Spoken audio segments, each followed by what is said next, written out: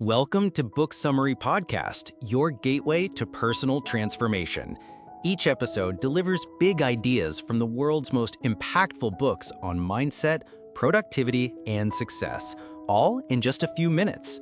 Ready to turn knowledge into action? Let's get started. Welcome back to the Deep Dive. You know our mission. Cut through the noise, pull out the key insights from our sources, and give you the knowledge you need straight up. And today, well, we're stepping into what feels like maybe the most dynamic part of the whole financial independence journey. If you've been following along with the FI steps from our sources, you've already done some really heavy lifting. That's right. You've looked your financial past in the eye, you know exactly what your life costs, you've figured out what enough truly means for you, and crucially, you've gotten lean. You've trimmed the fat, applied that creative frugality. Right. You've worked on the defense, basically, getting that expense line on your wall chart under control, pushing it down, or at least holding it steady. So now we switch. We go from defense to offense. We're hitting step 7, which the source material calls valuing your life, energy, maximizing income. And the shift here is, well, it's fundamental. We're not looking at money leaving your account anymore. The focus now is all on the money coming in. It's a pretty big pivot, isn't it? You're moving beyond just getting by or being frugal towards intentionally building wealth. Exactly. And let's be clear, this isn't about grinding yourself into dust, working 80-hour weeks. It's about working smarter, focusing your energy, getting the absolute best return on your most valuable asset. Your time, your life energy. Precisely. That finite resource. The core idea here, the one you really need to internalize for step 7 to work, is simple, but honestly profound. Money is just what you trade your life energy for. And since that life energy, your time here, is limited, the whole point of step 7 is making that trade, that exchange, as beneficial to you as possible. But, and this is key, for a defined limited time. Right, and the sources put a really important boundary on that. The goal is the highest pay consistent with your health and integrity. It's critical. It keeps it grounded. Yeah. You're not selling your soul or destroying your health for a few extra bucks. It's more like a focused financial sprint, with a clear finish line. Financial independence. Okay, so before we jump into the how of maximizing income, we kind of need to unpack this whole idea of work. Because there's a lot of psychological stuff tied up with getting a paycheck, right? Oh, absolutely. The Right. sources tackle this head on. They talk about this pervasive cultural thing they call Jobism. Jobism. Okay, what is that exactly? It's essentially this societal myth, this ingrained belief that links who you are, your identity, your social status, even your self-worth, directly to your job title. Right. Or how much money you make. Wow. Yeah, you can see that playing out all the time. It's incredibly sneaky, you know? It dictates how we size each other up, often without even realizing it. Like when you meet someone new, right, at a Yes. party or something, what's one of the first questions? So what do you do? Exactly. And we use the answer, consciously or not, to sort of place that person. CEO, teacher, unemployed, stay-at-home parent. It instantly colors how we see them. Creates this invisible hierarchy. It does. And it takes a real emotional toll. If someone asks you, what do you do? And you feel like your job isn't good enough by some standard, well, you might feel shame. Or maybe you feel superior if your job is seen as prestigious. Yeah, the sources mentioned people giving, like, fancy titles to ordinary jobs. Right. Sanitation engineer instead of garbage collector. That's jobism right there. Trying to puff up status with words because we tie status so tightly to the job itself. It's a real trap for your ego, isn't it? If your whole sense of self is wrapped up in a job title that could vanish tomorrow, that's fragile. It's incredibly fragile. Yeah. And this dependence on paid work for identity, it can be crushing for the spirit. For so many people, the job just dominates everything. Life becomes whatever you can cram into the evenings and weekends. The sources even quote Studs Terkel, describing work for many as violence to the spirit as well as to the body. Or, even more grimly, a Monday through Friday sort of dying. Oof. Monday through Friday sort of dying. I think pretty much everyone listening has felt that Sunday night dread at some point. That sinking feeling about going back to something that just drains you. Exactly. People are making a living, sure, but sometimes they're also making a dying, as the source puts it. Slowly chipping away at their health, their relationships, their joy, just to pay the bills and keep up a lifestyle they might not even really want. Which leads us straight into the core, like the really liberating idea in step 7. You absolutely have to break the link between work and wages. This is the game changer. Wages just means paid employment, period. When you strip it all down, its only real intrinsic value is that you get paid money for doing it. That's it. So everything else you do? Raising kids, volunteering, learning an instrument, meditating, helping your community. The sources frame all that stuff as your true work, expressions of who you actually are. Okay, so when you separate those two, work and wages paid employment, it stops being who you are. It just becomes a tool, a strategy. A targeted transactional strategy. Its sole purpose is to generate the money, the capital, you need to reach FI. It's a means to an end, nothing more. The sources use that example, right? The person who's a natural teacher but takes a programming job because it pays twice as much. Yeah, that's a perfect illustration.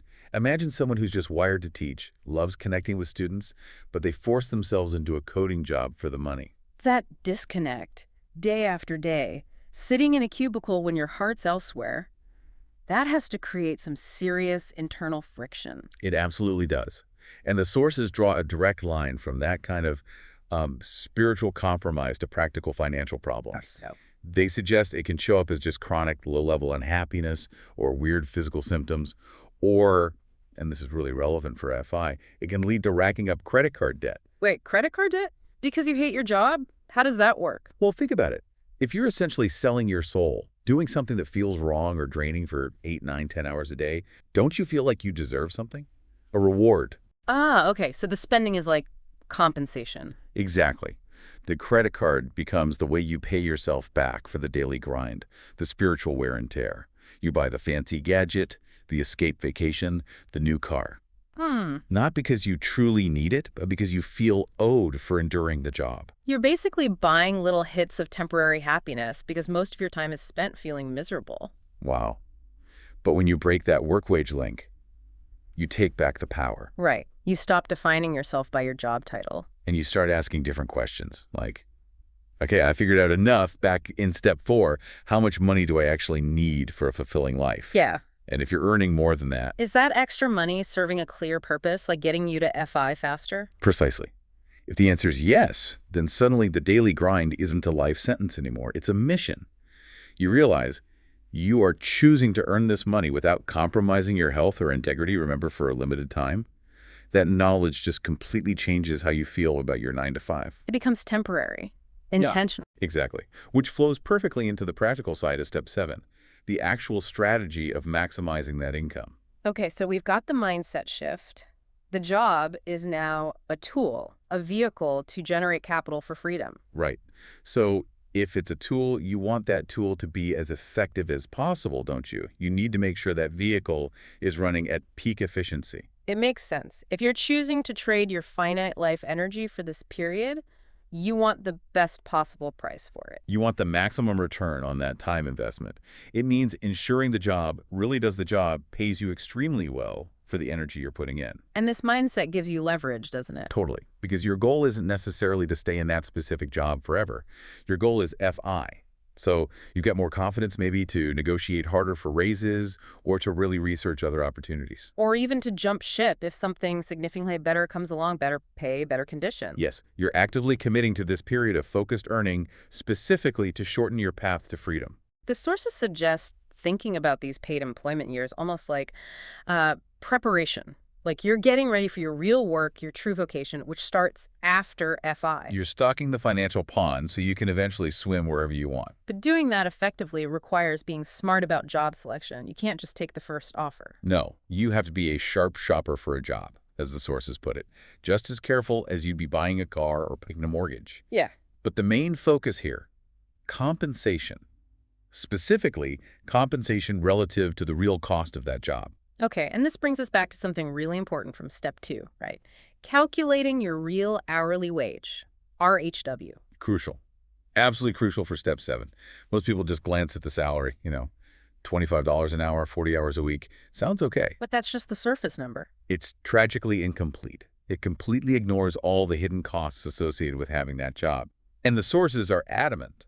To maximize income properly in step 7, you must dig into those hidden costs. Because they can easily shave 30, 40, even 50% off what you think you're earning. Okay, let's break that down. If I'm making a nominal $25 an hour, what are some of the biggest hidden costs? Give us an example of a time cost and a money cost. Well, the biggest time suck is usually the commute. Let's say that $25 an hour job needs an hour drive each way. 5 days a week. Okay, that's 10 extra hours right there. 10 hours of your life energy, completely unpaid, spent just getting to the job. So you're not working 40 hours, you're investing 50 hours of your life. Boom, your real hourly rate just dropped significantly. You have to count that time. And then the money costs add up fast, too. Obvious stuff like gas, car maintenance, maybe parking. Right. But also the less obvious stuff. The costuming for work. Hmm? Do you need expensive suits, special shoes, professional hair and makeup? If you only buy that stuff because of the job, it's a job expense. What about food? Huge one. If your commute is long or your schedule is packed, maybe you buy lunch out every day. Or you do wipe to cook dinner so it's takeout again. Hundreds of dollars a month, potentially, that you wouldn't spend otherwise. That comes off your real earnings. And then there are the costs of coping, right? The stress relief expenses. Exactly. That expensive gym membership you mainly use to de-stress from work. Those mandatory vacations you need just to recover. Maybe that nightly glass of wine or two to numb the pressure. If those things exist primarily because the job drives you to them? Then financially speaking, they are a cost of employment. The sources really push you to be ruthlessly honest here. Add up all the extra time, all the extra dollars spent just to have and maintain that job. And suddenly that $25 an hour Might actually be closer to $10 or $12 an hour in real terms, before taxes even. That high-stress, prestigious job might actually be a terrible deal for your precious life energy. So step 7 demands you look past the sticker price, the nominal salary. When you compare jobs or ask for a raise, you have to use the RHW, the true cost of selling your time. Absolutely. A job that pays slightly less nominally but has zero commute, lets you work from home in sweatpants, and has way less stress. That could be a much better deal in terms of your real hourly wage. It clarifies your priorities.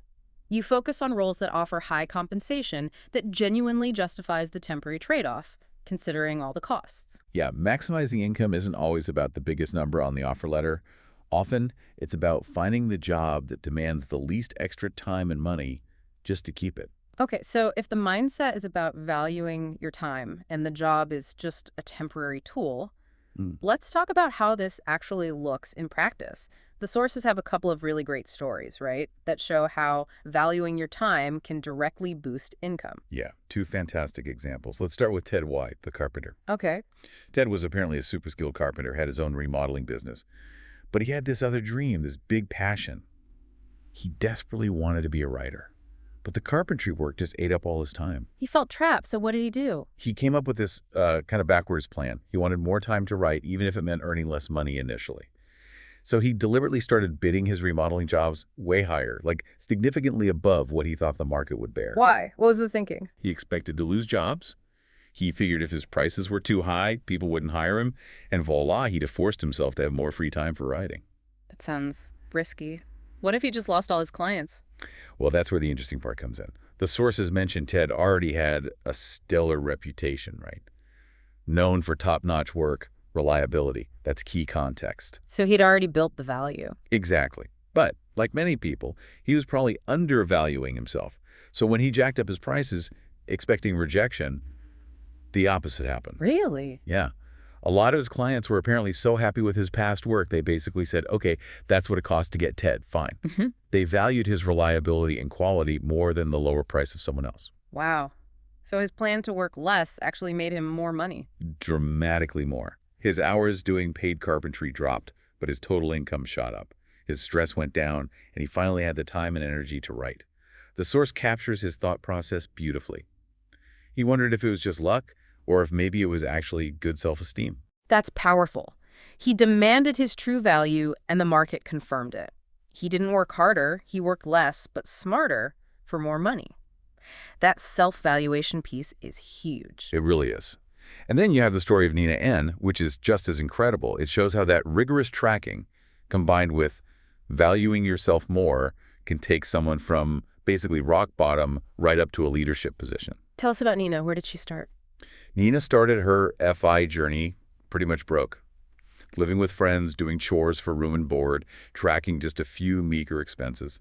Her first attempt at paid work, a minimum wage job cleaning motel rooms. Okay. And get this, she was so unaware of her own value, she actually forgot to even ask what the job paid when she took it. Wow. Just focused on getting any income. Exactly. Survival mode. But then she started the FI program, got the wall chart going, her mindset shifted, she moved into temp work, and she became, let's say, intense about tracking. So.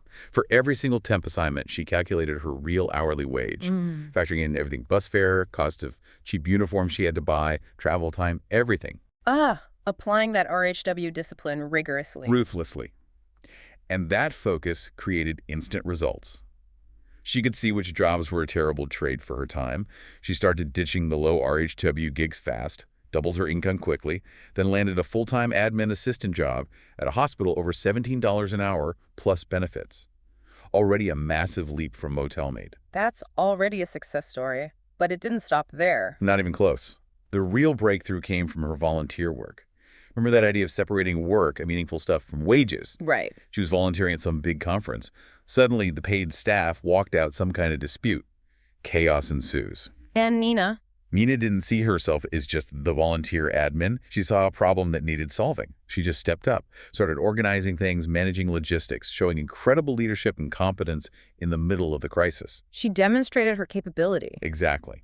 So later, when the organization needed a new executive director, guess who was the obvious internal candidate? Nina, the former maid who forgot to ask her first wage. Yep, she got the job.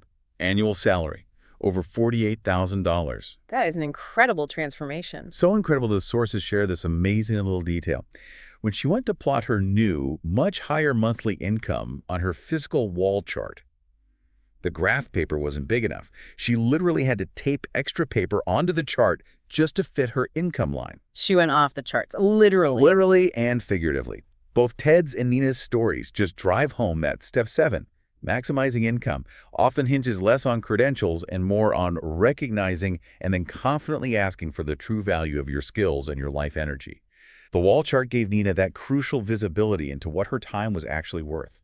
These stories really underline a key psychological point in step 7 too, don't they? That job satisfaction isn't always about the job itself, but more about your attitude towards it. Absolutely. Once you break that link, once the job isn't your identity anymore, once it's just a tool to reach a bigger goal, freedom, your relationship with it changes. It becomes something you choose to do for a specific reason. Right. You're there strategically. You endure the annoyances, maybe even find ways to embrace parts of it because you know it serves that higher purpose. Funding your FII, that reframes the whole experience. You're not just drifting, you're executing a plan. For people really committed to FI, the goal becomes crystal clear. Focus hard on making money now, efficiently, so you don't have to make money later. You commit to earning intentionally, maybe even intensely, but for that defined, limited time. And that intensity needs reinforcement. You need to see the progress. Which brings us back again to the power of the wall chart. Step 7 is deeply connected to that visual tracking from Step 5. That visual feedback loop. Exactly. Especially for earners focused on maximizing income. Seeing that income line climb higher and higher, stretching the gap between what comes in and what goes out, that's incredibly motivating. It's daily proof that your strategy is working. It's a constant, visible reminder. The more value you get in exchange for your life energy right now, the sooner all your time becomes your own again. The job itself becomes less about the tasks and more about moving that line on the chart closer to the finish line. So Monday morning isn't just, another week. It's, okay, another block of time I'm consciously trading to buy my future freedom. It shifts the power dynamic. The power isn't just with the employer, it's with you executing your plan. This whole process, tracking expenses, defining enough, maximizing income, it cultivates what the sources call financial integrity, right? Yes. It means living in a way where your money, life spending, saving, earning is all aligned with your deepest values. And if freedom is a core value, then maximizing income to get there faster becomes an act of integrity. It also kind of prepares you mentally for life after FI, doesn't it? For sure. By treating the job as a temporary transaction, you're already practicing separating your identity from your paycheck. Makes the eventual transition out of that career much smoother. You're already thinking about who you are without the job title. Exactly. You're pre-gaming your post-FI life. It lessens the potential shock or identity crisis of leaving work because you've already decided your real work, your purpose, is waiting for you. Okay, so we've really dug into step 7, that intentional focus on earning, maximizing the return on your life energy. You've widened the gap between income and expenses, and that gap is now accumulating. The sources call it savings, or more formally, capital. Your life energy is no longer just being traded for stuff you consume. It's being converted into accumulated wealth. Cash, investments. It's ready to go to work for you. Which brings us right to the doorstep of step 8. This is where things get really exciting. It's what the sources call the magic talk. It's the point where your money itself starts earning money, fulfilling that old saying. Start saving now, and the magic of compound interest will make you rich by 50, or, hopefully, much sooner with this plan. Exactly. Step 8 is all about building investment income. You take that capital you work so hard to accumulate in step 7 and put it into things that pay you back interest, dividends, maybe rent from properties, passive income. And crucially, you track this income too, right? On the wall chart, a new line appears. A very important new line. We need to understand the basic math. The sources give a simple formula. Your monthly investment income equals your total capital multiplied by the current long-term interest rate you can safely get, then divided by 12. Okay, let's make that concrete. Say I've saved up $10,000 in capital, and I find a safe investment that pays, say, 4% per year. Right. So $10,000 times 0.04 is $400 a year. Then divide $400 by 12 months. Gives you about $33.33 per month. That's what your $10,000 employee is paying you passively every month. Okay. That $33.33 starts your new investment income line on the chart. It's probably pretty small at first. Tiny, usually. Yeah. The source examples show it starting with just a few dollars a month. But the key is, as you keep maximizing your earnings, step 7, and pouring that extra capital into your investments, that line starts climbing relentlessly. And this builds towards the ultimate goal of the whole 9-step program, the grand finale. The crossover point. Explain that. What happens at the crossover point? The crossover point is that magic moment on your wall chart when your monthly investment income line, the money your money is earning for you, rises up and actually crosses over your total monthly expenses line. So the income from your investments is now equal to or greater than what you spend each month. Exactly. At that specific point, the passive income from your capital is enough to cover 100% of your living expenses. Which means Paid employment becomes officially completely optional. You've done it. You have reached financial independence. And step 7, that intense period of maximizing income is what gets you there faster. It fuels the growth of capital, which accelerates the rise of that investment income line toward the crossover point. Absolutely. The sources mention people who hit this point, like someone named Larry D., feel this incredible shift. They become almost bulletproof at work because they know they don't need the job anymore. Right. They have this confidence, this energy because they've already won the financial game. So achieving that lifelong freedom is the ultimate outcome. Step 7 was the engine driving you there, which leaves us with a pretty profound question, doesn't it? It really does. If putting in that focused effort to maximize your income for a limited time can buy you decades of freedom, what are you going to do with that freedom? What vision of purpose or contribution or service or just pure joy will you choose to pursue once money is no longer the primary driver of your daily life? Once your time is truly, finally, your own. Something to really think about. A deep thought to end on. Thanks for joining us for this deep dive into Step 7. We'll catch you next time as we explore Step 8 and the magic of the crossover point. Thanks for tuning in to the Book Summary Podcast. If you found value in today's episode, hit that like button, subscribe for more summaries, and share it with someone who's ready to grow. Want deeper insights, exclusive book notes, and reading tips? Join our free newsletter. The link's in the description. And don't forget, if you'd like to read the full book, our affiliate link is right below. It helps support the channel and keeps the summaries coming. Until next time, keep reading, keep growing.